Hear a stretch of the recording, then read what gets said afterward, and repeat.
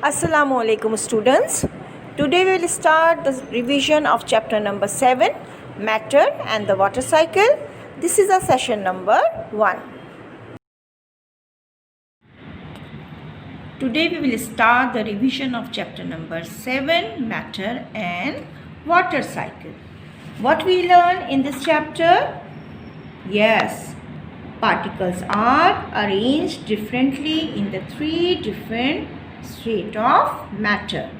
Number 2, heat has an effect on the movement of particles in matter. Next, changes of the state of matter can be physical or chemical, reversible or irreversible. Evaporation and condensation are key point of the water cycle, and we will also learn that evaporation and condensation lead to the formation of rain dew, fog, mist, frost, hail and snow. Students, recall what you have learned. You have learned that the matter is made up of particles and matter exists in 3 states: solid, liquid and gas.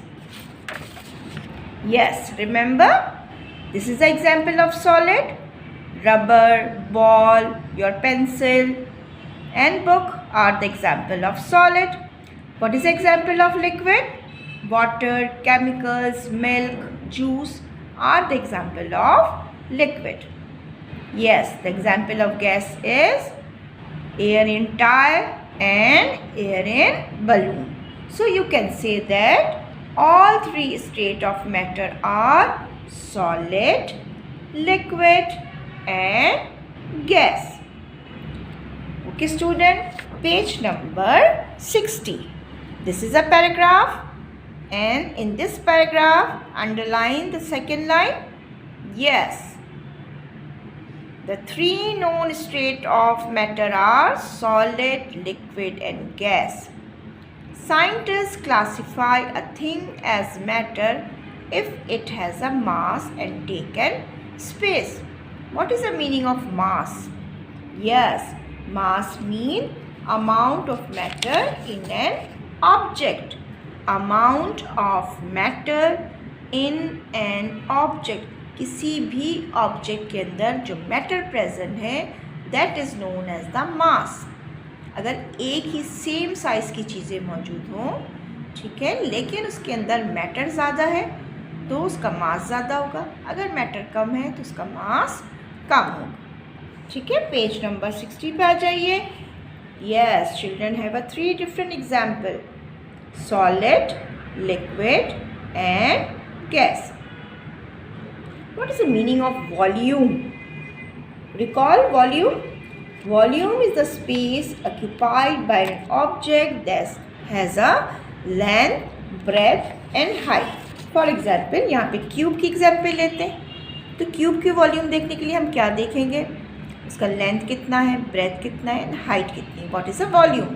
आप अपनी book देखिए, book की length कितनी है, book की height कितनी है और इसकी ब्रेथ कितनी है. ठीक है, जो हम तीनों चीज़ों को आपस में मल्टीप्लाई करते हैं then we can get the volume of the object. सब चीज़ें आप बचपन में पढ़ के आ रहे हैं या प्रीवियस क्लासेस में पढ़ी हुई हैं, सिर्फ हम आपको ये रिकॉल करवा रहे हैं. Now how do you know if something is solid, liquid और गैस? कैसे बताएंगे आप इसको? So there are some points. Number 1 point, अगर तो कोई चीज़ मैटर जो है वो सॉलिड है. So, number 1 point, a definite shape and definite volume. यानी अगर कोई चीज़ सॉलिड है, फॉर एग्जाम्पल आपका रबर है, आपकी बुक है और आप इसको सॉलिड कह रहे हैं, तो क्या मतलब होगा कि उसकी एक डेफिनेट शेप होगी, वो अपनी शेप कभी चेंज नहीं कर सकता. And it have a definite volume. ठीक है, जैसे फॉर एग्जाम्पल रबर की एग्जाम्पल है आपके पास, इसकी एक डेफिनेट शेप है, इसका एक डेफिनेट वॉल्यूम है जो कभी भी चेंज नहीं हो सकता. Please underline the word the definite shape and a definite volume. ठीक है, इसकी एग्जाम्पल है आपके पास wood, tissue paper, your eraser and book everything which is solid. Chair, sofa, tables, these all are a example of solid, and they cannot change their shape and they have a definite volume. Okay, next, page number 61. This, what is this? This is a juice, and juice is a liquid. So what are the characteristics of liquid? Yes, it changes its shape, but it has a definite volume. यानी liquid जो है वो अपने shape को change कर सकता है when you change the container. अगर आपने कोई डिफरेंट कंटेनर लिया हुआ है, जैसे आपके पास फॉर एग्जांपल यहाँ पे जूस की ग्लास है और जूस जो है वो पहले बॉटल में था, तो बॉटल के शेप में था, जब वो ग्लास में आया तो ग्लास के शेप में आ गया. ठीक है, या अगर आपने कोनिकल फ्लास्क में रखा है तो फ्लास्क के शेप में आ जाएगा. You can say that liquid can change its shape but it have a definite volume. अगर 1 लीटर है तो वो 1 ही लीटर रहेगा, उसका वॉल्यूम जो है वो 1 लीटर रहेगा. ठीक है, ये नहीं कि आपने कंटेनर चेंज किया तो उसका वॉल्यूम कम हो जाएगा. आगे आपने 25 ml लिया हुआ है, यानी मिलीलीटर लिया हुआ है, 5 लीटर लिया हुआ है, जैसे अम्मी आपको कहती है ना मिल्क लेकर आओ, 1 लीटर लेकर आओ या 2 लीटर. ठीक है, तो उसका वॉल्यूम चेंज नहीं होता. हाँ, अगर आप किसी बॉक्स में आपका मिल्क है, जैसे ऑलपर के बॉक्स है, उसमें से आपने ग्लास में डाला तो फिर वो अपना शेप जो है वो चेंज कर लेते. ठीक है, तो आपकी बॉडी में जो आपका ब्लड है, हनी है, वाटर है, जूस है, they all are the example of liquid. सब चीज़ें मैं आपको पहले एक्सप्लेन कर चुकी हूँ. ठीक है, now what is a gas? Yes, gas do not have the definite shape and do not have a volume. अगर आप गैस को जिस चीज़ में डालेंगे वो उसकी शेप में भी चेंज हो जाता है और उसका वॉल्यूम भी चेंज हो सकता है. फॉर एग्जाम्पल, एक बहुत बड़े रूम में गैस मौजूद है, आप उस गैस को कंप्रेस कीजिए, बहुत ज़्यादा प्रेस करेंगे, दबाएंगे तो वो एक छोटे से कंटेनर में भी आ सकता है. ठीक है, इसकी एग्जाम्पल आपके पास ये बलून और ये बॉल है. इस बलून और बॉल में आपने क्या चीज़ फिल किया हुआ है? एयर. और air do not have a definite shape and do not have a definite volume. अगर आप इसको बलून से निकाल दें इस एयर को तो ये पूरे रूम में स्प्रेड हो जाएगा. ठीक है ना, सब बातें आपको पहले से मालूम है, हम सिर्फ एक दफ़ा इसको रिवाइज कर रहे हैं. Comparing the state of matter. What is the meaning of comparing the state of matter? यानी अगर आप लिक्विड को सॉलिड से या सॉलिड को लिक्विड से या गैस से कंपेयर कर रहे हैं तो सबसे बड़ी बात क्या होती है? जी, अंडरलाइन करें. It is because of the arrangement of particle in the different state of matter.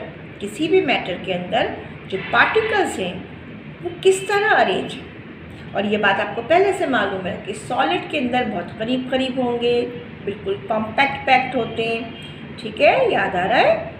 Yes, liquid में थोड़ा सा दूर दूर होते हैं और मूव भी कर सकते हैं, but in case of gas ये मॉलिक्यूल्स बहुत दूर होते हैं और आप इसको कंप्रेस भी कर सकते हैं. अच्छा, अब ये जो मॉलिक्यूल्स या जो बिट्स इसके अंदर मौजूद हैं उनका साइज़ बहुत छोटा होता है.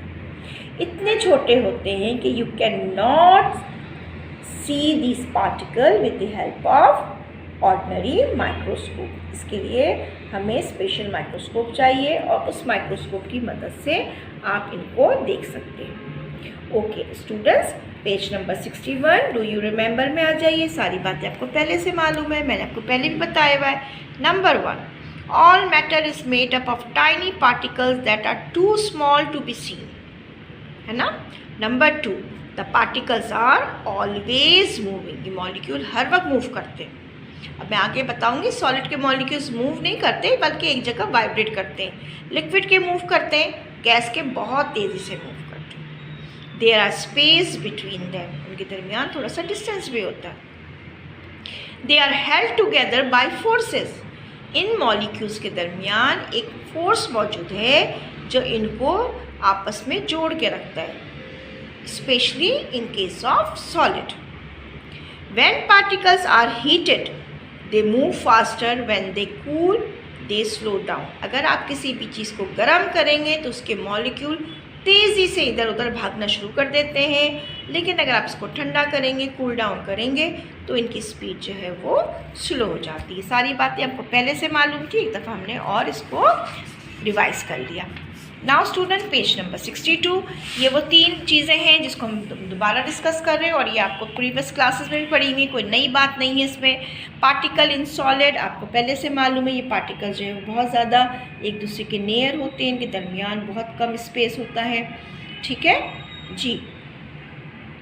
They are usually arrange in a regular pattern, they are tightly packed, it means then is very little space between them, Therefore, solid cannot be compressed easily. आप इसको दबा नहीं सकते, प्रेस नहीं कर सकते। Next point, vibrate about a fix position but do not move from place to place. इसका क्या मतलब है? इसका मतलब ये होगा कि अगर कोई मॉलिक्यूल मौजूद है तो वो अपनी जगह पे बस वाइब्रेट कर रहे होते हैं, अपनी पोजीशन नहीं छोड़ते कि यहाँ से आगे कहीं और चले गए, नहीं, अपनी पोजीशन पे रहते हैं और अपनी जगह पे हिलते रहते हैं, वाइब्रेट करते रहते हैं, ठीक है। They have less energy than liquid and gases particle. इन मॉलिक्यूल के पास एनर्जी बहुत कम होती है। नाउ पार्टिकल इन लिक्विड, ये बात भी आपको मालूम है कि इस लिक्विड के अंदर जो मॉलिक्यूल्स हैं, पार्टिकल्स हैं, वो थोड़ा सा मूव कर सकते हैं, इनके दरमियान डिस्टेंस भी ज़्यादा होता है जी। They are arrange in a irregular pattern, कोई पैटर्न नहीं होता। They are close to each other, this mean there is no और not much space between them, ठीक है।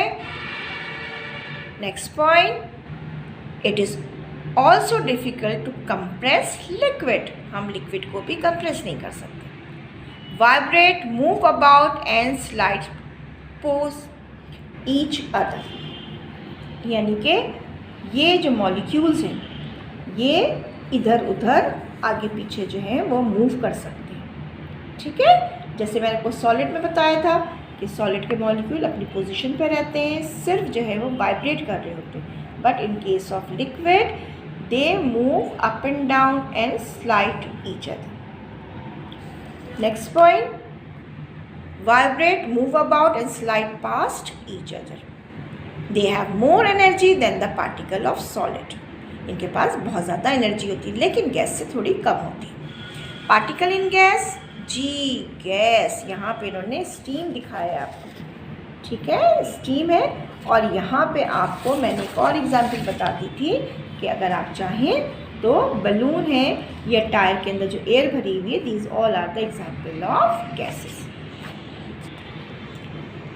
Have no regular arrangement, are placed far apart from each other, they can easily compress, move freely at high speed, have the highest energy, ठीक है। इसमें बहुत ज़्यादा molecule होते हैं, असल में ज़रा नॉटी होते हैं ना, जैसे आप लोग एक जगह बैठते नहीं हैं, ठीक है ना, बिल्कुल ऐसे ये मॉलिक्यूल जो हैं गैस के बहुत नॉटी हैं और हर वक्त इधर से उधर भाग रहे होते हैं। लेकिन ख़ास बात यह है कि हम इसको कंप्रेस करके छोटी सी छोटी जगह पर भी ला सकते हैं। मैंने आपको एग्जाम्पल बताया था परफ्यूम की बॉटल की, ठीक है, कि आप परफ्यूम के बॉटल को हम इतना कंप्रेस करते हैं, उनके अंदर जो गैस मॉलिक्यूल्स हैं वो एक जगह।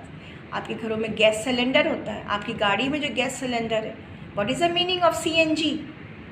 Compress natural gas, CNG, compress natural gas, ठीक है। This is the end of our session. यहाँ पे हमने सारी एक्सप्लेनेशन ले ली है। अब आपको कौन सा क्वेश्चन करना है? क्वेश्चन करने के लिए आप ओपन करें पेज नंबर 68। पेज नंबर 68, ये चार्ट आपके पास बना हुआ है क्वेश्चन नंबर 5। ये क्वेश्चन आप पहले भी कर चुके हैं। Do it again. अगर आपके पास ये क्वेश्चन कॉपी पे है तो वहाँ से देख के कर लीजिए। आप चाहें तो 2 पेजेस इस्तेमाल कर लीजिए, बड़ा सा चार्ट बना लें, वरना अपनी कॉपी को आड़ा कर लीजिए, वहाँ पे चार्ट बना लीजिए, जैसे आपको इजी हो। और ये मैंने आपको आंसर भी लिख दिया है। अगर आपके पास आंसर नहीं है तो आप फ़ोटोशॉट लेकर इसमें से इसको आंसर को लिख लीजिए, ठीक है। मैं रीड कर दूँ एक दफ़ा। ओके, पहले आप हेडिंग डालेंगे straight, solid, liquid and gas, जैसे आपके बुक में है। फिर बुक में आपके पास जिस तरह ये 4 हेडिंग्स दी हुई हैं, distance between particle, motion of particle, energy of particle, volume, ठीक है ना, बिल्कुल इस तरह हमने भी आपको क्लास में पहले भी करवाया। यहाँ पे आपके पास दोबारा यहाँ पे मैं आपको फोटो वो दे रही हूँ, आप इसमें स्क्रीनशॉट लेने के बाद ये क्वेश्चन कीजिएगा। ये क्वेश्चन आप रिवीजन पोर्शन बना लीजिए। रिवीजन पोर्शन बनाने के बाद आप वहाँ पे क्वेश्चन कर रहे हैं। पहले भी आपके पास एक चैप्टर आ गया रिवीजन पे। प्लीज़ स्टूडेंट्स इसको लर्न करेंगे बाय हार्ट, अच्छी तरह याद कीजिए, फिर आप लिखिए। आपके पास अगर जगह है तो वहाँ पे फिर आप इन तीनों की डायग्राम भी बनाएंगे। डायग्राम मैंने आपको पहले भी बनवाई थी, मॉलिक्यूल्स की शो किया था कि पेज नंबर 62 से देख के आप ये तीनों डायग्राम बना लीजिए, इनके मॉलिक्यूल शो कीजिए। सॉलिड के अंदर बहुत करीब करीब होते हैं, लिक्विड के अंदर थोड़ा सा डिस्टेंस होता है, और फिर गैस के अंदर बहुत ज़्यादा डिस्टेंस है। इस कॉपी को कंप्लीट कीजिएगा, कॉपी सबमिट करवाइए। आपको ये बात बार बार हम एक्सप्लेन कर रहे हैं कि इन तमाम क्वेश्चन आंसर जो भी आप कॉपी सबमिट करवाएंगे उसके मार्क्स होंगे, और ये मार्क्स आपके एग्ज़ाम के नंबर के साथ भी ऐड किए जाएंगे। Please learn all question answer by heart. Test की तैयारी कीजिए। अल्लाह हाफिज़, टेक केयर।